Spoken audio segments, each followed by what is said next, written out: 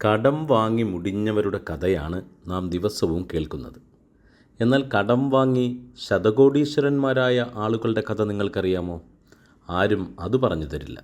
Rich dad poor dad, rich dads cash flow quadrant തുടങ്ങിയ പുസ്തകങ്ങളുടെ രചനയിലൂടെ ലോകപ്രശസ്തനായ എഴുത്തുകാരനും മോട്ടിവേഷൻ സ്പീക്കറും സർവോപരി കടം വാങ്ങിക്കൂട്ടി 5000 കോടിയിലധികം ഡോളർ ആസ്തി സമ്പാദിച്ച റോബർട്ട് കിയോസ്കി പറയുന്നത്, നിങ്ങൾ കടം വാങ്ങി ആസ്തികൾ വാങ്ങിക്കൂട്ടി സമ്പാദിക്കുക, എന്നിട്ട് അതിൻ്റെ ലാഭമെടുത്ത് കടം വീട്ടുക എന്നാണ്. കേൾക്കാൻ വളരെ സുഖമാണ്. എന്നാൽ കടം കയറി മുടിഞ്ഞവനാണ് ഞാൻ എന്നായിരിക്കും നിങ്ങളിൽ പലരും ചിന്തിക്കുന്നത്. എന്നാൽ നിങ്ങൾ ഒരു കാര്യം പഠിക്കുക. എങ്ങനെയാണ് ആളുകൾ കോടീശ്വരന്മാരാകുന്നത്? ഇന്ത്യയിലെ അദാനിയും അംബാനിയുമൊക്കെ കോടീശ്വരന്മാരായ ബാങ്കുകളിൽ നിന്നെടുത്ത കടവും പൊതുജനങ്ങളിൽ നിന്നും ശേഖരിച്ച് മൂലധനവും കൊണ്ടാണവർ ഈ ബിസിനസ് സാമ്രാജ്യങ്ങളൊക്കെ കെട്ടിപ്പടുത്തത്. കടം വാങ്ങി കോടീശ്വരന്മാരാകാൻ ആഗ്രഹിക്കുന്നവരും കടക്കെണിയിൽപ്പെട്ട് മുടിഞ്ഞു പോകരുതെന്ന ആഗ്രഹമുള്ളവരും നിർബന്ധമായും ഈ വീഡിയോ ആദ്യാവസാനം വരെ കാണുക. ഈ പ്രോഗ്രാം തയ്യാറാക്കിയ നസീർ ഖാൻ സാഹിബ് മുൻ ജില്ലാ ലേബർ ഓഫീസറും എഴുത്തുകാരനും കോർപ്പറേറ്റ് ട്രെയിനറും മോട്ടിവേഷൻ സ്പീക്കറുമാണ്. മണിടെക് മീഡിയ, മണിടെക് അക്കാഡമി എന്നീ സ്ഥാപനങ്ങളുടെ ഫൗണ്ടറും ഡയറക്ടറുമാണ്. Personal mentoring, counselling, business class തുടങ്ങിയവയ്ക്ക് 7907536093 നമ്പർ ഒരിക്കൽ കൂടി 7907536093 എന്ന വാട്സാപ്പ് നമ്പറിൽ മെസ്സേജ് ചെയ്യുക. ഞങ്ങളുടെ വിദഗ്ധരായ ടീം അംഗങ്ങൾ നിങ്ങളെ സഹായിക്കുന്നതായിരിക്കും. If plan A fails, remember there are 25 more letters. Chris Guillebeau. ഒരു പ്ലാൻ പരാജയപ്പെട്ടാൽ അതിൻ്റെ 100 ഇരട്ടി സാധ്യതകൾ നമുക്ക് മുമ്പിൽ തുറന്നു കിടപ്പുണ്ടെന്ന് ആരും ചിന്തിക്കാറില്ല. നിങ്ങളൊരു കടക്കണിയിൽ അകപ്പെട്ടെന്ന് കരുതൂ. അതിൽ നിന്നും പുറത്തു വരാനുള്ള വഴികൾ കാണുന്നതിലും കൂടുതൽ ആ ദുരവസ്ഥയിൽ തകർന്നു പോകുന്നവരാണ് മനുഷ്യർ.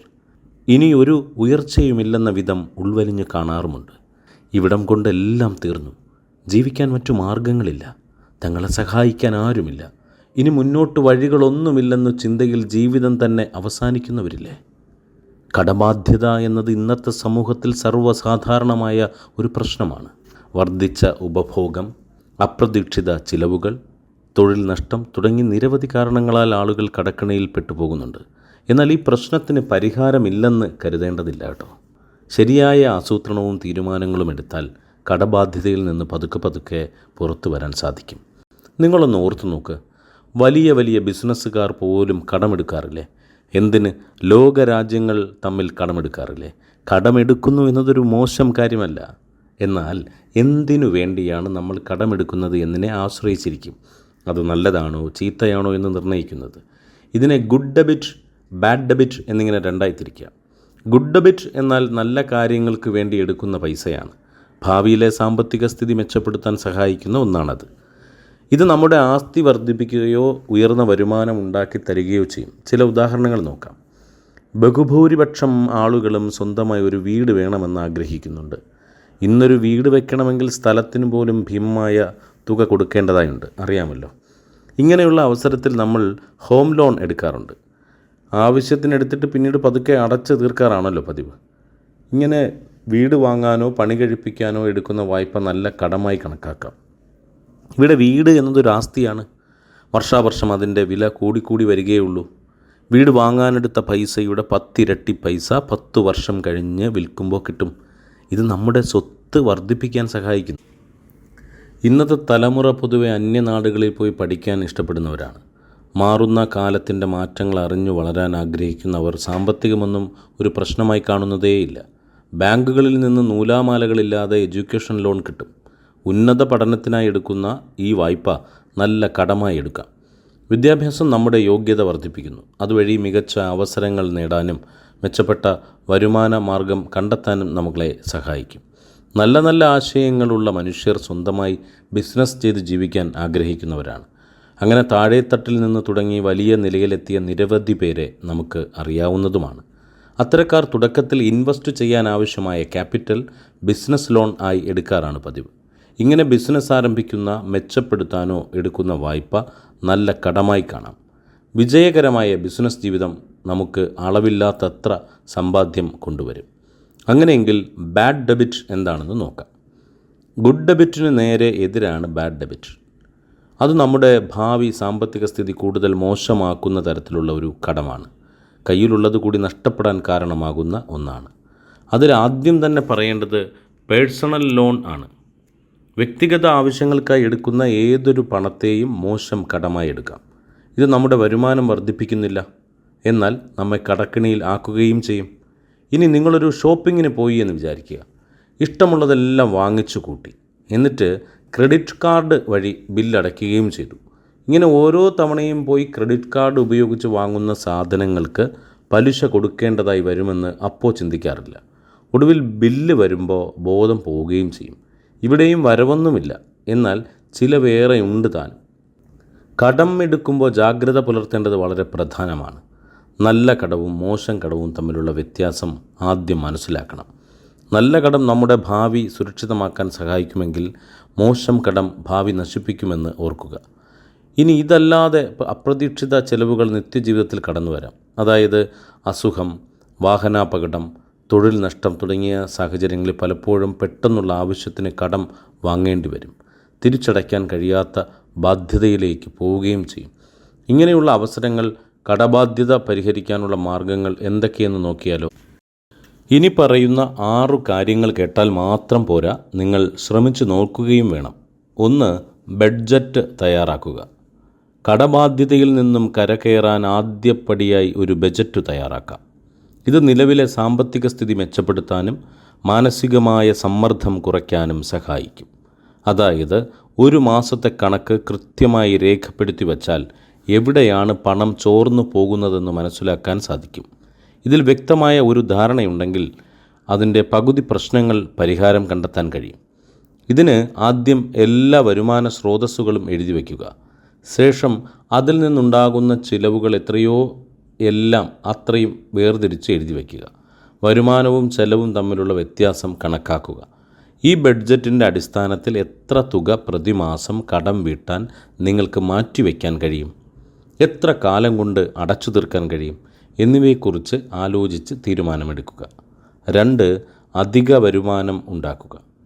അധിക വരുമാനം ഉണ്ടാക്കുക അത്ര എളുപ്പമുള്ള പണിയല്ല. എന്നാൽ ഇഷ്ടപ്പെട്ടുകൊണ്ട് ചെയ്യാൻ പറ്റുന്ന എന്തിൽ നിന്നും വരുമാനമുണ്ടാക്കാൻ സാധിക്കും എന്നതാണ് വാസ്തവം.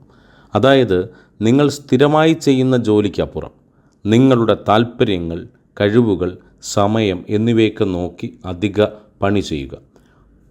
ഓൺലൈനായി ഫ്രീലാൻസിങ് ചെയ്യാം. അതായത് എഴുതാൻ കഴിവുള്ളവരാണെങ്കിൽ എഴുതാം.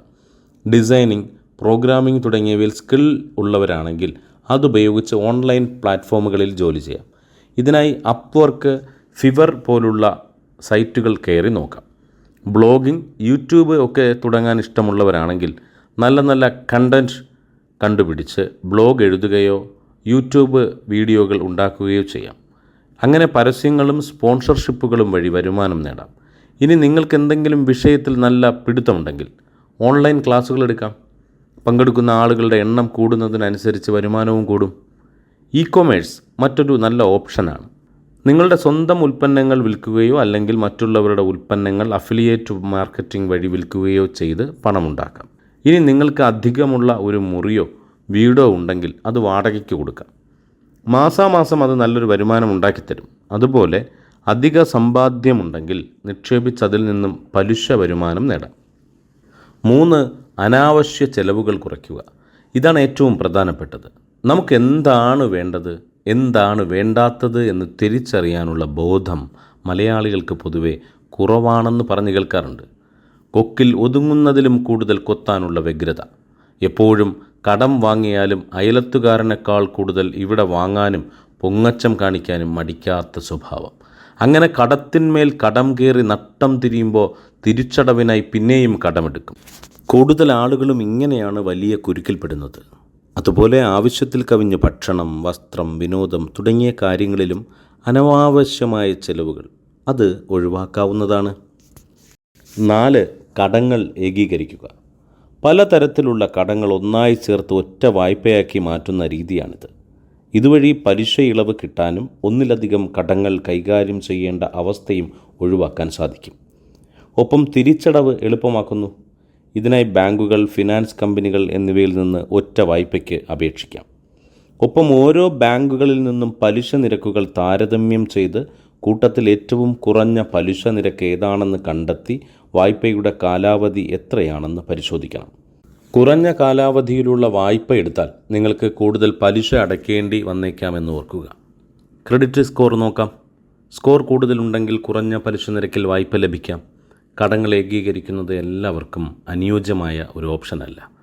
അവരുടെ സാമ്പത്തിക സ്ഥിതിഗതികൾ അനുസരിച്ച് തീരുമാനമെടുക്കാം. 5. കടക്കാരനുമായി ചർച്ച ചെയ്യാം. കടക്കാരനുമായി കടത്തെക്കുറിച്ച് ചർച്ച ചെയ്യുന്നത് വിഷമകരമായ സാഹചര്യമാണെങ്കിലും ആത്മാർത്ഥമായ ഒരു സംഭാഷണം പ്രശ്നപരിഹാരത്തിന് നയിക്കും. നിങ്ങൾ കടം തിരിച്ചടയ്ക്കാൻ ആഗ്രഹിക്കുന്നുവെന്നും എന്നാൽ നിങ്ങൾക്ക് ബുദ്ധിമുട്ടുണ്ടെന്നും വ്യക്തമാക്കുക. സംഭാഷണം വൈകാരികമാകാതെ ഇരിക്കാൻ ശ്രദ്ധിക്കണം. തുക, പലിശ നിരക്ക്, തിരിച്ചടവ് തീയതികൾ, നിങ്ങൾക്ക് എത്ര തുകയാണ് പ്രതിമാസം അടയ്ക്കാൻ കഴിയുക എന്നതിനെക്കുറിച്ച് എല്ലാം വ്യക്തമായ ഒരു ധാരണ ഉണ്ടാക്കുക. പലിശ നിരക്ക് കുറയ്ക്കാനോ അടയ്ക്കേണ്ട തുകയുടെ കാലാവധി നീട്ടാനോ സാധിക്കുമോ എന്ന് ചോദിക്കാം. അതേസമയം നിങ്ങളുടെ അവകാശങ്ങളെക്കുറിച്ച് ബോധവാനായിരിക്കുകയും വേണം. 6. സാമ്പത്തിക ഉപദേശം തേടുക. സാമ്പത്തിക ഉപദേശം തേടുന്നത് സാമ്പത്തിക ഭദ്രത കൈവരിക്കുന്നതിനുള്ള ഒരു മികച്ച മാർഗമാണ്. ഇതിനായി ഒരു സാമ്പത്തിക വിദഗ്ധനെ സമീപിക്കാം. നിലവിലുള്ള സാമ്പത്തിക സ്ഥിതി വിലയിരുത്തി നിങ്ങളുടെ ലക്ഷ്യങ്ങൾക്കനുസരിച്ചുള്ള ഒരു പദ്ധതി തയ്യാറാക്കാൻ ഇക്കൂട്ടർ സഹായിക്കും. ചാർട്ടേഡ് അക്കൗണ്ടൻറ്റ്, നിക്ഷേപം തുടങ്ങിയ കാര്യങ്ങളിൽ ഉപദേശം നൽകും. ബാങ്ക് ഉദ്യോഗസ്ഥർ ബാങ്കിംഗ് സംബന്ധമായ സംശയങ്ങൾക്ക് നിവാരണം നടത്തിത്തരും. 7. ധനകാര്യ വിദ്യാഭ്യാസം നേടുക എന്നതാണ്. ഇതിനായി നിങ്ങൾ ഇനി സ്കൂളിലോ കോളേജിലോ പോയി പഠിക്കേണ്ട ആവശ്യമില്ല. നിങ്ങളുടെ താൽപ്പര്യം, ലക്ഷ്യം, സമയം, ബജറ്റ് എന്നിവയെ ആശ്രയിച്ച് ഏറ്റവും അനുയോജ്യമായ വഴി തിരഞ്ഞെടുക്കാം. കോഴ്സറ, എഡെക്സ് തുടങ്ങിയ പ്ലാറ്റ്ഫോമുകളിൽ നിന്ന് ധനകാര്യ വിഷയങ്ങളിൽ നിരവധി സൗജന്യ കോഴ്സുകൾ ലഭ്യമാണ്.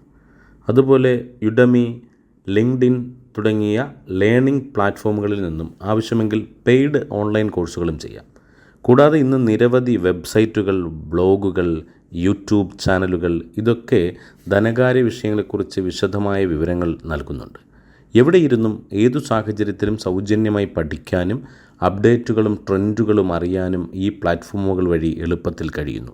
ഇനി പുസ്തകം വായിക്കാൻ ഇഷ്ടപ്പെടുന്നവരാണ് നിങ്ങളെങ്കിൽ ധനകാര്യം, നിക്ഷേപം, ബജറ്റിംഗ് തുടങ്ങിയ വിഷയങ്ങളെക്കുറിച്ചുള്ള നിരവധി പുസ്തകങ്ങൾ മാർക്കറ്റിൽ ലഭ്യമാണ്.